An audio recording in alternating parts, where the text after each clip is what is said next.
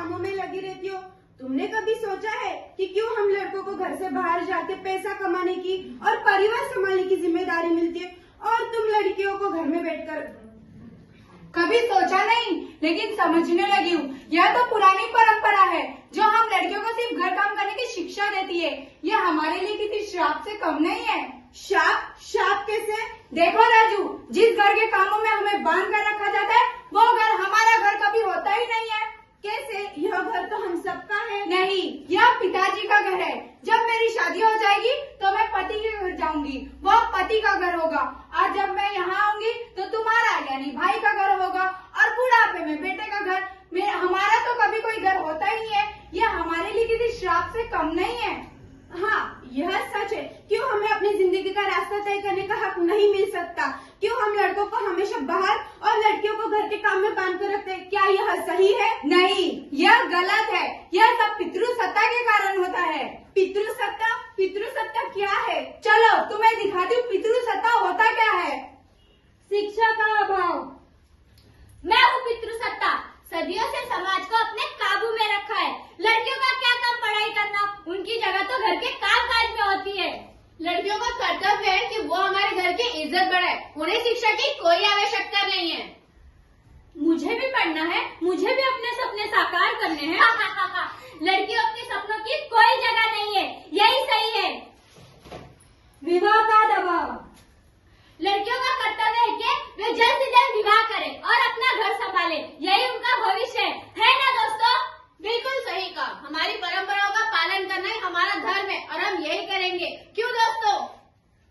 मुझे भी अपना जीवन जीने का अधिकार है। मुझे भी अपने शादी से पहले अपने सपने पूरे करने हैं। मुझे भी अपना जीवन साथी चुनने का अधिकार है। लड़कियों के पास कोई विकल्प नहीं होता, उन्हें वही करना होता है जो ये समाज कहता है।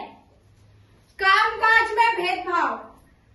महिलाओं का काम केवल घर संभालना होता है, इनमें निर्णय लेने की कोई क्षमता नहीं होती है। महिलाओं को सिर्फ घर के छोटे छोटे काम करने चाहिए, बड़े निर्णय लेने का हक सिर्फ पुरुषों को है। क्यों दोस्तों? मैं भी मेहनत करती हूँ, मेरी क्षमता पर सवाल उठाना गलत है। मुझे भी अपने काम में समानता का अधिकार है। महिलाओं की जगह केवल घर में है, यही सही है। देखा राजू, यह है पितृसत्ता का पुराना रूप। जब हम महिलाओं को घर के बाहर कदम रखने का कोई अधिकार नहीं था। अब देखते हैं आधुनिक समय। शिक्षा में समानता। मैं भी पढ़ूंगी, मैं भी अपने सपने साकार करूंगी। मुझे भी अपना जीवन जीने का अधिकार है, मुझे भी इंडिपेंडेंट बनना है। हाँ बहन, मैं भी तुम्हारे साथ हूँ। शायद तुम ठीक कह रहे हो, हमें अपने बच्चों को समान अवसर देना चाहिए। बेटा, मैं भी तुम्हारे साथ हूँ, तुम्हें किसी चीज के लिए नहीं रोकूंगा। बेटी, मैं भी तुम्हारे साथ हूँ। अपने सपनों को पूरा करने का तुम्हें पूरा हक है। चलो भाई, पढ़ते हैं। कार्य स्तर में समानता। सर जी, मैं भी मेहनत करती हूँ, मेरी क्षमता पर सवाल उठाना गलत है। मैं वो हर एक काम कर रही थी जो एक पुरुष करता है। आपने सही कहा। अब से हर निर्णय में आपकी सहभागिता होगी। आपके काम को सराहा जाएगा और अवसर भी दिया जाएगा। क्यों साथियों? हाँ। समाज में समानता। महिलाओं को तो कुछ भी नहीं आता, वो घर में खाना बनाना और बच्चों की देखरेख करने के लिए योग्य होती है। हम महिलाएं भी समाज का महत्वपूर्ण हिस्सा है। हमें भी सारे अधिकार चाहिए। जो काम पुरुष कर सकते हैं वो हम महिलाएं भी कर सकती है। हमें मौका तो दीजिए, फिर देखिए हम भी बहुत अच्छा काम करती है। बिल्कुल सही कहा आपने। चलो हम सब मिलकर समानता की ओर कदम बढ़ाते हैं। ये पुरानी परंपराएं अब हमें पीछे खींच रही है।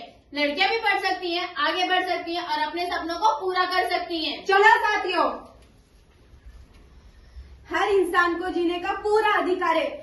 लड़का हो या लड़की, चाहे वो ट्रांसजेंडर, सबको अपने सपनों को जीने का पूरा हक है और वो उसे मिलना ही चाहिए। क्यों दोस्तों, मिलना चाहिए ना? हाँ। यह है समानता का आधुनिक स्वरूप, जहाँ हर व्यक्ति को अपने सपने पूरे करने का अधिकार है। तो चलिए एक समान और न्यायपूर्ण समाज का निर्माण करें। क्या आप सभी तैयार हैं ऐसे समाज के लिए? आवाज नहीं आ रही। क्या आप सभी लोग तैयार हैं ऐसे समाज के लिए?